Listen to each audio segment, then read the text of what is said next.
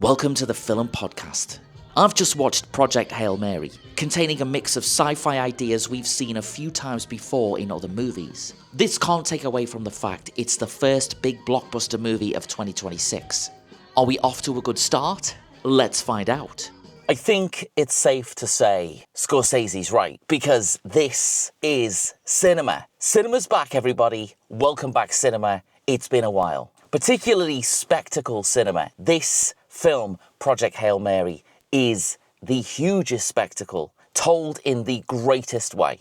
This is really quite a big one to dissect, to talk about, to pull apart. The entire thing, the whole journey of this film from start to finish is truly beautifully put together. It really is.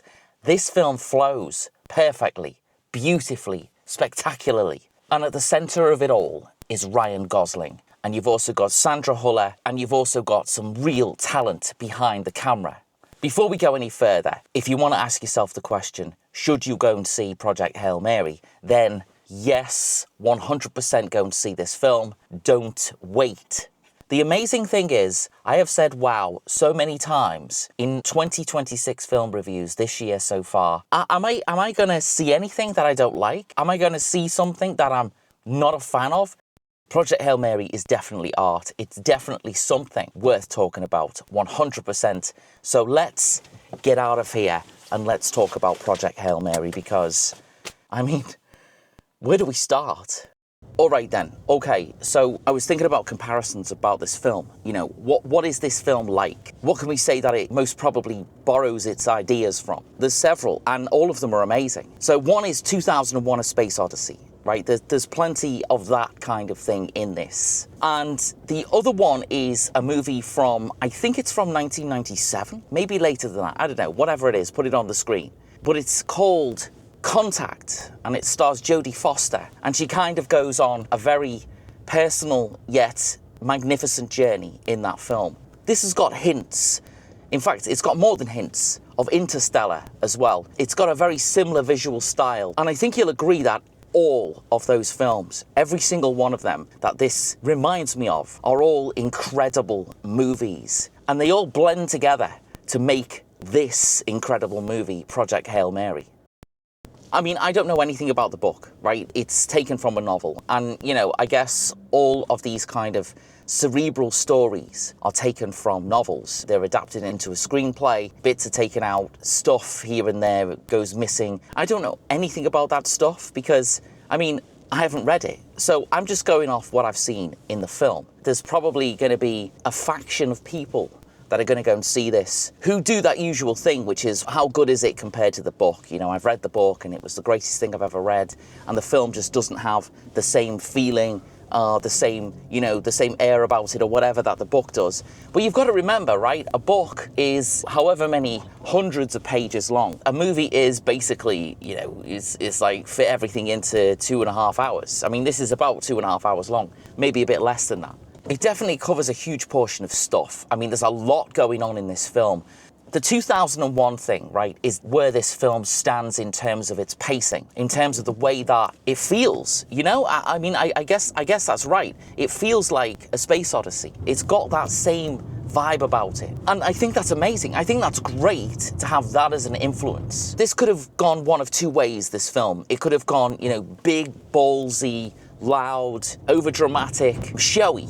You know what I mean? It could have done that. Or it could have gone, quiet and gentle yet spectacular. And it does that. That's what it is. It's a quiet, gentle, spectacular, beautiful film.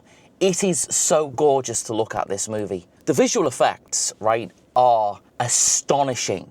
They play with light in this film in one of the most gorgeous ways that I've ever seen. There are these things, right, these astrophage things, and the visual representation of those things are stunning. They're beautiful. They absolutely are. And as I said, they're almost like out of focus raindrops or out of focus falling snow. They just look gorgeous. That is my favorite kind of cinematography in a way. It's that abstract stuff. But this all kind of makes sense. This is not abstract and weird. It all works to visually represent those, germs, bacteria, or whatever they are, things. Let's just call them things. We've got that visual splendor You know, it's beautiful to look at. Then we've got Ryan Gosling. He is probably in like 85 to 90% of this film, pretty much the entire way through. And he holds our attention perfectly. He is interesting, he is funny, he is clever, he isn't obnoxious, he's just great. The way he plays the character, basically he's called Grace. The way he plays the character in the film is like, I mean, it's Ryan Gosling, but it's an awesome version of Ryan Gosling. I mean, he's awesome anyway, right? But it's an awesome version of Ryan Gosling, for sure. Suits his character spectacularly well. I guess the only other sort of character, person that we sort of stay with or follow throughout the entire film is Sandra Huller, who plays like the government agent sort of leader of the saving the world thing person. Here's a statement for you. There's films you go and watch, and then there's films that you experience. And this is one of those films that you experience. You experience Project Hail Mary. I guess this is the first blockbuster of 2026. It's the first huge Hollywood production that's come out. I mean, this could so have easily been messed up in the wrong hands. Imagine this done by Michael Bay. Just imagine that. Imagine Michael Bay having a go at this. Oh my God. It doesn't bear thinking about. There are no specific explosions in this, really. Nobody has space dementia. In a way, those comparisons I did before, maybe you could throw Armageddon into this as well. Maybe you could do that. Maybe you could. Let's send oil drillers, or well drillers, or whatever they are, up to an asteroid to drill the asteroid in space. Instead, why don't we train astronauts to drill on Earth and then send them up into space, which might be a bit easier, but I mean, whatever, that's fine. In fact, the audio commentary on the Armageddon DVD, which I guess will be pretty difficult to find these days, contains an amazing audio commentary, and it's worth a listen. Even if you hate the film, it's worth it for that. It's amazing. But anyway, we're not talking about Armageddon. Thank God. We're talking about Project Hail Mary. So the trailer. How much of this film does the trailer give away? I did see the trailer many times before loads of the films that I've seen. So I didn't go in completely blind. I went in having avoided loads about it. Just the trailers, that's it. Don't even know who directed it. I'm going to have to read that in a minute. The trailers give away the alien. They give that away. You see it in the trailers. The context of what this is. This is not a we're discovering alien life kind of a film. So I think it's all right. We're all right with seeing the alien. But that's kind of all it really gives away. So nothing else about this film in its trailer spoils anything. I think you're safe. I've not seen all the trailers, to be fair, but the ones I have seen haven't given anything away. And I suppose this kind of a film, it's very much about the experience, but also it's got a really great story. It's a really personal story as well. Such a grand thing is happening, but it's told in such a personal way, both from the perspective of Dr. Grace and from the perspective of the alien. I mean, it looks kind of like someone's hand doing that. There's a scene in Red Dwarf, if you've ever seen that, where Crichton crashes on a planet. Crichton's a robot. He sends one of his hands off to go and get help. That alien thing in this kind of looks like the hand from Red Dwarf, and that's not a bad thing at all.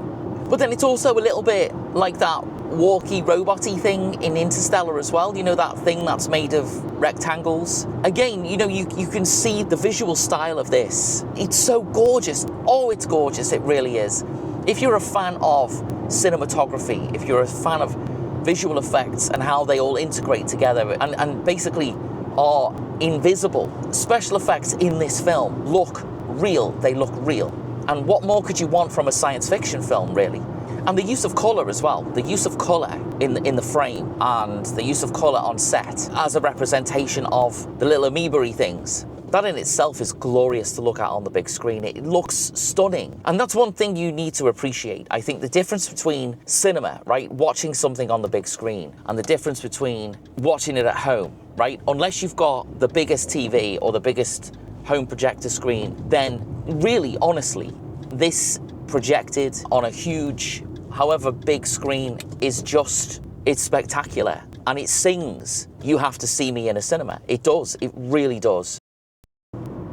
Alright, so we've done a little bit of introduction stuff to this, a little bit of feeling, how it made me feel, and it made me feel great. It made me feel like, it made me feel excited. This makes me feel excited about what's coming up for the rest of 2026. And that's a good thing, right? That's a positive thing, very positive indeed. But let's pull over and let's talk a little bit about the story, because I'm not going to give away any spoilers to this.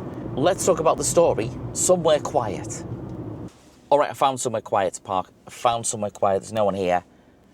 I guess this is good. So it's the near future, right? The world, the Earth, our home, our planet, this place, it has some problems. But you know, the movie begins in space. It begins on a spaceship. It begins out there in the big universe somewhere. And we kind of get a really awesome montage of somebody waking up from a deep sleep. Those cocoon thingies that people sleep in spaceships. It opens up, he wakes up, and he's like, I don't know what the hell's going on here. Not a clue, don't even know my name, don't know what's going on. We get to see a really awesome sequence of Ryan Gosling just having some fun, right? Taking a scene, taking an idea, and just creating some fun out of it. Those particular scenes where he's waking up and he's trying to figure out what's going on and where he is and who he is, there's laughs galore. It's funny stuff, and it all works. It's that dry sense of humor that Ryan Gosling has got, and it works. It's perfect. But you know, it's kind of told in two different sort of time zones. One is the here and now on the spaceship, you know, stuff getting discovered as we go along, and the stuff from the past before he left Earth, him being drafted to sort of join in the let's figure out what the hell's going on. I mean, I want to say FBI, but I don't want to say FBI, whatever they're called. The people that need to figure out how to save the world, he's drafted in to do that. And, you know, all of those scenes, again, let's throw in a bit of Arrival, right? You know, Arrival is another amazing science fiction film that this has got a very similar feel to. And all of the films that this feels like are all amazing films. And if you combine them all, then you get Project Hail Mary. That's what you get. So yeah, there's a bit of Arrival in there as well. He does start to remember stuff, why he's there and what's going on. And it's important to understand all of that stuff because it gives us an insight into his character and who he is and what makes him tick. So as he starts to remember stuff, that's when we start to get the flashbacks. He's a teacher. He's one of those cool teachers you remember from when you were little. He's getting asked questions about the Petrova line. It's represented as a string going between Venus and the sun. The sun is getting eaten. It's getting consumed. It's getting, well, destroyed, I suppose. Slowly but surely by these things, by this stuff. And that line contains the things that are going to destroy the sun. It's pretty difficult for us to do anything about it except sit on the earth and worry about what the hell are we going to do. His character came up with a sort of weird theory. He wrote it in a book, published a paper or whatever, and it got the attention of the we're going to save everything sort of government. You've got those scenes, right, where he gets approached and he's like, hey, listen, right, it ain't me, I can't do this, I can't do this. But obviously, he is able to do this because, you know, we see him in space, right? We see him on the ship and we see him alone. But the astrophage, which is the thing that is consuming the sun, it can't be destroyed. It can't be destroyed by nuclear weapons, by missiles and bombs and any of that sort of thing. But you know, the thing that we don't see in this film is any of that. We don't see the morons that would shoot stuff at it to try and destroy it. You know what I mean?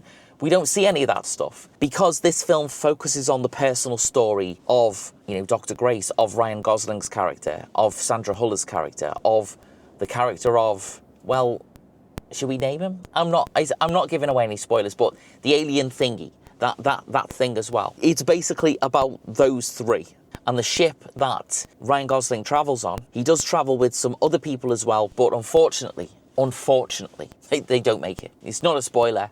It's at the very start. But again, we don't see any of that. We don't see, you know, the scenes of death and destruction and blah, blah, blah. We don't see any of that stuff because it's not relevant to this story. That's not what this story's about. This story isn't about the end of the world. This story is about much more than that, actually. Personal connection, finding out how to communicate with the unknown, things that we don't understand, and learning to understand the things that we don't understand. Definitely an important message right now. When we see the alien spacecraft, when we see the ship, the filmmakers, they give us this, I mean, what can only be described as gorgeous look at it. You know what I mean? We get to discover it when Grace gets to discover it. And again, it's sort of got that interstellar thing. That it really does. There's no point in giving anything else away about the story, really, because, again, I don't want to spoil it at all. I don't think it should be spoiled, this film. I think it should be appreciated for what it is, and it should be discovered when you go and see it. You should discover it all. The fact that something like this is so astonishing, is so great, is so marvelous to sit and absorb and enjoy and get something out of. It's fantastic filmmaking. So one of the other things we need to talk about this is also who directed it, because I'm not sure who these people are. I saw the names on the screen at the beginning and I'm like, I'm going to have to familiarize myself with their work, because they're obviously people who know what they're doing, and they're obviously people who are able to be trusted with a huge budget to make a movie like this. But they're obviously not your run-of-the-mill blockbuster directors neither. So let's figure this one out. We've pulled over to talk about the directors of Project Hail Mary, and we've pulled over to talk about the stars of Project Hail Mary. So it's directed by Phil Lord and Christopher Miller, who, up until this point, I had never heard of, although I have seen the movies that they've created. And I'll tell you what, let's go through the list of them, because when you hear who they are and what they've made, you'll be like, right, okay, I get it now. So think back to 2009 and Cloudy with a Chance of Meatballs, which is, well, it's one of those alternative to Disney animations, right? It's one of those, I think it's a DreamWorks maybe, I don't know, but whatever it is, it's definitely one of those films that gives Pixar a run for its money. Cloudy with a Chance of Meatballs is funny, it's heartwarming, it's adorable, and yeah, when you watch it, it makes you feel extremely hungry. And they've also been the directors of 21 Jump Street, which is, I guess, one of the funniest films from the past, 15 years. And for me, the standout moment. A movie I wasn't expecting to absolutely love and adore, which is, well, maybe you've seen it, maybe you haven't. If you've not seen it, you have to see it. The Lego Movie. I guarantee you, if you've not seen the Lego Movie, then you're missing out. You are missing out. The Lego Movie is spectacular and it's hilarious. And I don't know how they made it. You watch the Lego Movie and you go, how did they do it? How did they make it? I don't know how they did this. But regardless of that, it is hilarious. It is laugh out loud funny, and it's just brilliant for both kids and for adults at the same time. They also made 22 Jump Street, which is not great.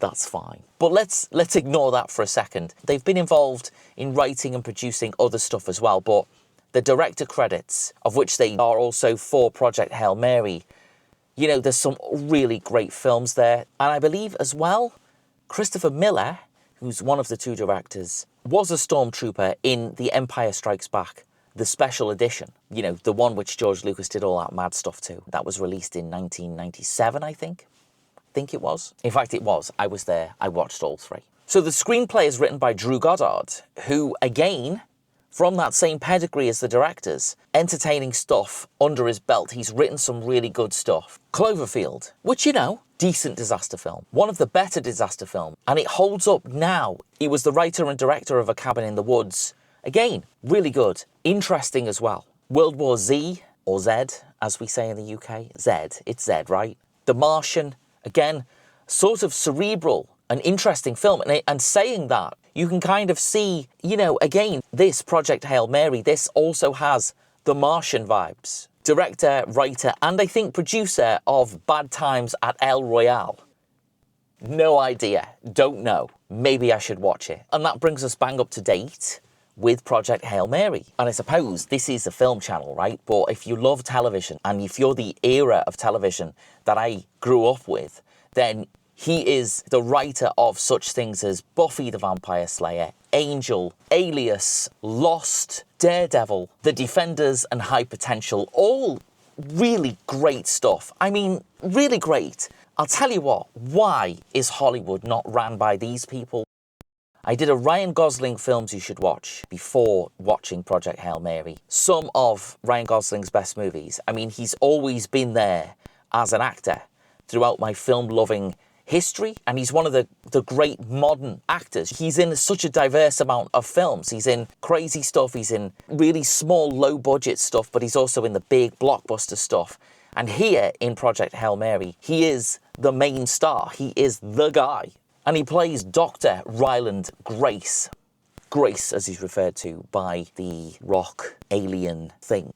And Sandra Huller, understated and underrated, is definitely something worth saying about Sandra Huller. Now, two of her most memorable films that certainly stick out in my mind, and I must admit, I haven't seen everything that she's made. And again, maybe this is an excuse to go and do that, to go and get on board with the Sandra Huller Express and watch a load of stuff that she's made in the past. She's German, and she's been in films like The Anatomy of a Fall. The Anatomy of a Fall is my favourite Sandra Huller film. Again, given that I haven't seen them all, of the ones that I've seen, that is my favourite movie. Standout performance from Sandra Huller, and an absolutely mesmerising, incredible, keep guessing till the end, wonderful piece of work. On the other end of the scale is Zone of Interest. Now, Zone of Interest is an amazing movie. Don't get me wrong. It's an incredible movie. But the subject matter is, well, it's heartbreaking. It's horrific. It is shocking. It's shocking in the quietness of it. It's so gentle and reserved. Yet what's going on over those walls is the stuff of nightmares, is the stuff of horror. But Sandra Huller is cold, calculating, and horrific herself in that film.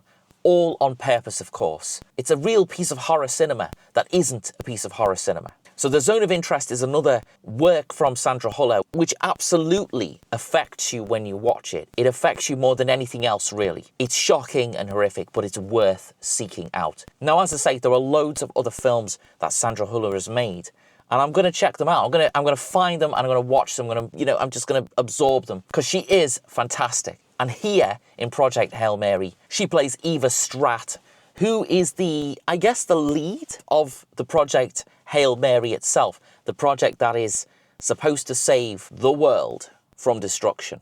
Well, the sun from destruction, which in turn saves our world. You know what I'm saying. And it wouldn't be right to talk about Project Hail Mary without mentioning another actor, another person who stars in this movie, James Oritz. Now, James plays Rocky, and Rocky is the alien thingy.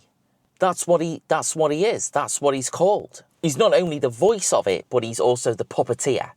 And that's interesting because I didn't know if that thing was CGI or whether it was a puppet or whether it was a combination of both. I guess it's a combination of both, I suppose. The fact that the actor who plays his voice is the actor who does the puppeteering is kind of special, right? Because it means that, the movements and everything that happen with Rocky are also transferred to James Oritz's acting and performance. It's brilliant stuff. If there's ever an alien thing that I want on my movie memorabilia shelf, it's definitely a Rocky puppet. I guess those are the most fundamental people in this film, and there are loads of other characters in this that are just brilliant, right? Everyone in it, everyone is great. Nobody stands out as being awful. They all are amazing. This whole thing is amazing. So let's carry on. And I suppose we should finish this review off, right? Let's sum up Project Hail Mary. This is a film that should be celebrated. It should be celebrated that we're being given these kind of cerebral blockbusters. And that's important because we could be given visions like, well, stuff with no vision. We could be given stuff that you just sit there going, oh. That's not what Project Hail Mary is. It's a blend of loads of other awesome science fiction films. Some from way, way in the past, and some from the very near past. And it blends all of those ideas together visually, and also from a story perspective. Project Hail Mary is a really awesome cinema experience. And it means a lot. You can go and watch this film, and I guess if you do take your brain off, if you do switch off, if you do sit there and not think, you will go, what's happening? I don't get what's going on. Then it's not the film for you if you want to sit there and not think. As well as the beautiful visuals, as well as the great story, as well as the spectacular acting, we've got its emotions, we've got the way that it makes you feel. And this film took me on a journey. I did well up many times during this. I had moments of, oh my God, what's going to happen next? I had moments of heartbreak and I had moments of joy many times while watching this. I think basically this film's got everything. It's got it all. I 100% recommend this film. Absolutely, completely and totally. If you are on the fence about seeing Project Hail Mary, do not hesitate. Go and see it. It's amazing. If you were excited about seeing it, you won't be disappointed. It's spectacular. And if you weren't interested in it, give it a go. Give it a try. I guarantee you'll enjoy it. It's fabulous. And Ryan Gosling's amazing. He is so good. Everybody in this is great. Project Hail Mary, it's so fantastic. Thank you for watching the Film Podcast. There's more reviews coming up, so, check back on the channel to see what's available. And if you're interested, there is a sort of movies from Ryan Gosling that you should watch video also available, so check that one out as well. Thank you for watching. Take care of yourselves, and I will see you again soon for another review on the Film Podcast.